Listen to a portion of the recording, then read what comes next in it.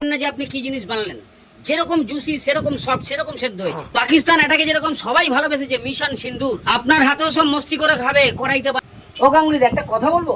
হ্যাঁ বলুন না, মানে একটু লজ্জা করছে। দৌড় মশাই, আপনার তো জামা প্যান্টে সব ঢাকা আছে, তো লজ্জা কিসের? আর এটা শোনেননি যে লজ্জা ঘৃণা ভয় তিন থাকতে নয়? কোনো চিন্তা করবেন না মনে। তাহলে প্রথমেই চিকেনের পুরো লেগ পিসটা থাই শুদ্ধ লেগ পিসটাকে ধরে একটা সাইডে দুবার পোঁচ দিয়ে দিন, তারপরে আবার উল্টিয়ে দিয়ে আবার দুবার পোঁচ দিয়ে দিন। এবার লেগ পিসটাকে ঘুরিয়ে ধরুন, আর এখানে যে রগটা আছে এটাকেও কেটে দিন। আর লেগ পিসটা বাদ দিয়ে থাইয়ের পিসের উল্টো দিকে কিছু করার দরকার নেই, খালি যে দিকটা মাংস বেশি ওখানে দুটো পোঁচ লাগিয়ে রেখে দিন। বাস এইভাবে সব কটা কাট লাগানো হয়ে গেলেই 4-5 চামচ ভিনিগার, বেশ খানিকটা নুন আর বেশ খানিকটা জল দিয়ে এটাকে ডুবিয়ে রেখে দিন। এতে চিকেনটা সফট হবে, জুসি হবে এবং রক্তের দাগটাকে একদম খুব ভালোভাবে পরিষ্কার হবে।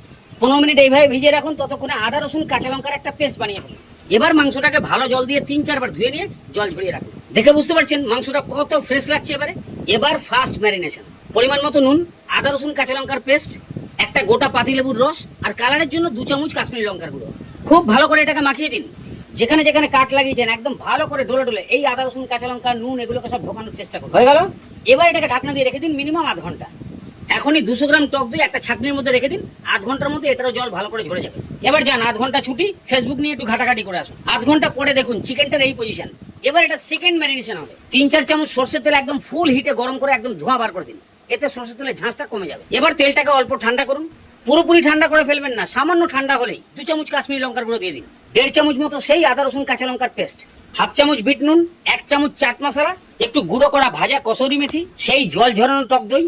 তেলটা একটু গরম আছে তো এগুলোকে একটু ঘেটে দিন। এবার শাহি গরম মশলা 1 চামচ আর জিরে গুঁড়ো ধনে গুঁড়ো 1 চামচ করে দিয়ে এটাকে ভালো করে মিশিয়ে দিন, যাতে দইয়ের কোনো দানা ভাব না থাকে। ঠিক এই টাইপের মাখা হয়ে গেলে এবার চলে আসুন চিকেনের বাটিতে। এই যে আদা রসুন কাঁচা লঙ্কা নুন টুন দিয়ে ম্যারিনেট করেছিলেন চিকেনটা, খানিকটা জল ছেড়েছে, ওই জলটাকে ফেলে দিন। আর এখন যে গরম গরম তন্দুরি মশলা বানানো হলো ওটা চিকেনের মধ্যে দিয়ে দিন। আবার আগের মতো খুব ভালো করে মাখান। কাট লাগানো জায়গাগুলোতে একদম আঙুল দিয়ে ডলে ডলে মশলাগুলোকে ঢোকান। সব একদম মেখে মুখে সেটিং হয়ে গেলে এবার একটা স্মোকি ফ্লেভার দিয়ে দিন। একটা বাটির মধ্যে জ্বলন্ত কাঠকলা রেখে উপর দিয়ে সামান্য ঘি দিয়ে দিন, ধোঁয়া উঠবে, ঢাকনা দিয়ে দিন। যাই হোক, আধ ঘন্টা পর সবার আগে একটা কড়াই, তার মধ্যে একটা পাতকোর পার, এবার এটাকে গরম করতে বসান ফুল হিটে। এবারে চিকেন গুলোকে ওই কড়াইয়ের মধ্যে ঢুকে যাবে এরকম একটা থালার মধ্যে সাজিয়ে দিন। অল্প অল্প করে মশলা নিয়ে চিকেনের গায়ে লাগিয়ে দিয়ে একদম সিধে থালা ধরে কড়াইয়ের ভেতরে। এবার ঢাকনা দিয়ে মিনিমাম 40 মিনিট।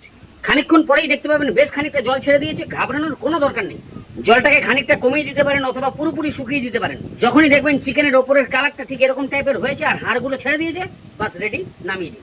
বানিয়ে দেখুন একবার, আপনি নিজেকেই বিশ্বাস করতে পারবেন না যে আপনি কি জিনিস বানালেন। যেরকম জুসি সেরকম সফট সেরকম সেদ্ধ হয়েছে। পাকিস্তান এটাকে যেরকম সবাই ভালোবেসেছে মিশন সিন্দুর, আপনার হাতেও সব মস্তি করে খাবে করাইতে পারেন চিকেন তন্দুর। সুপার সুপার টেস্ট, রেস্টুরেন্ট থেকে কোনো অংশে কম নেই।